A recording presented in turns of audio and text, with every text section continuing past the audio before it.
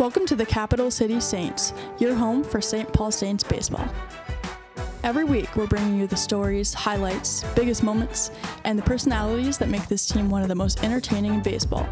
From CHS Field to every stop along the season, we're celebrating the players, the fans, and the tradition that makes the Saints baseball unlike anything else. Welcome in to the Capital City Saints, your one-stop shop for everything St. Paul Saints baseball. The Saints played the Clippers yesterday afternoon, and Walker Jenkins absolutely went off despite losing the game 8-5. We'll get into Jenkins' performance, we'll get into the team's performance and what actually killed the Saints in last night's game, and more here on this game recap episode of the Capital City Saints. If you are a Saints fan, maybe you're a Twins fan that's just stumbled upon this video looking for other Minnesota sports content or content about the Twins minor league system, we do welcome everybody in here. Subscribe to the channel. So we try to grow this into the biggest and best community in all of minor league baseball. Leave a like down below as well, as this video will then get pushed out to more people, and that really helps us grow this channel as well. So that would be great if you guys could do that. You can comment any questions, comments, or concerns down below as well. But again, the Saints lose yesterday's game 8-5. The first inning was absolutely brutal for the Saints. That is big reason why they lost. They let up 5 runs in the first inning. They did get one back in the third. Each team scored a run in the sixth inning. Each team scored 2 in the 7th, and then the Saints got one back in the top of the 9th to end up with an 8-5 final score. Peterson gets the win for the Clippers. Gallagher gets the loss for the Saints, dropping to 5-7. And Perez, with his 4th save of the season for the Clippers, was able to shut the Saints down in the 9th inning, just enough at least to hold on for the victory. The time of the game was 2:40, 2 hours and 40 minutes. And the attendance was 8,175 people. But like I said, Ryan Gallagher had a rough start to the game. He ended up going 4 innings, so he settled down after his 5-run first inning. He also let up 5 hits over those 4 innings that he pitched. He struck out 5 and then walked 1. Lots of 5s in that stat line there. We'll see if Jaden Daniels sends him a cease and desist.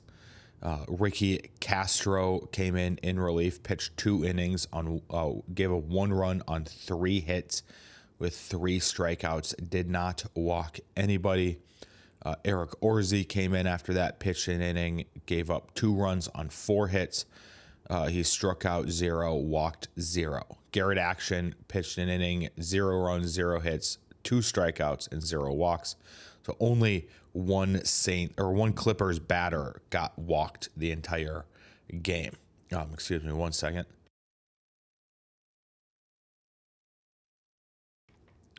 Sorry, I was feeling like I was about to sneeze and then ended up not.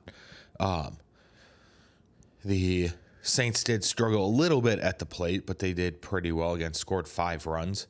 Tanner Schobel went 2 for 4. He hit 2 home runs, 2 solo shots, so finished with 2 runs scored and 2 RBIs. The guys that struggled were Gabi, Gonzalez, and Cody Morissette. Each of them finished with the exact same stat line of 0 for 4, and they each struck out once. But again, Walker Jenkins absolutely went off against the Clippers yesterday. He got walked twice. He ended up going 3 for 3 with 3 RBIs, 2 runs scored, and 2 home runs. So very, very good day from Walker Jenkins. And I we'll continue to say this. I'll say this every time he puts up a stat line like this.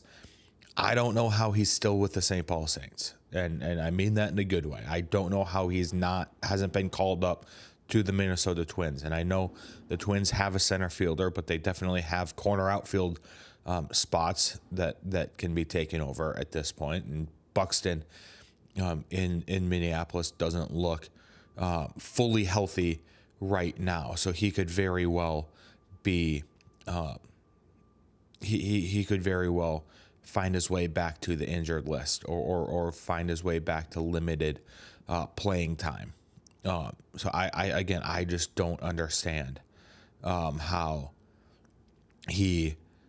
Walker Jenkins is not up with the St. Paul Saints or with the Minnesota Twins right now. Now he's still with the St. Paul Saints. Again, Walker Jenkins did walk twice. Those are the only 2 walks for the Saints. So there's a combined 3 walks in the game yesterday afternoon. If we look at the standings, and we'll dive a little bit deeper into this tomorrow in our weekly recap, the Saints are in 4th place in the International League for the second half. They are 30-21 in the second half, and they are 1 game back from the tie at first with Rochester and Indianapolis. Durham is half a game back at 30-20 in the second half, and then the Saints. Scranton-Wilkes-Barre is a game and a half back, and then Buffalo is 3.5 games back. So it's really a 5-team race coming in here. I guess more teams could pop up, but there's 5 teams all within a game and a half of each other. So these next games are massive, and they are they're massive, and they're just important for the Saints to continue if they want to make the playoffs. They've got the Toledo Hens coming up here in their next series. That series will be at home at CHS Field, and they'll they play a 6-game series starting tomorrow night. Again, we'll do our weekly recap and our series preview tomorrow, so be looking out for that. We'll dive a little bit deeper into the series against the Mudheads.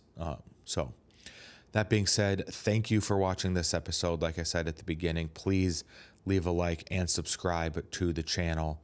It really helps grow this into something bigger than it is right now, and it would be fantastic if we could get this community grown a little bit.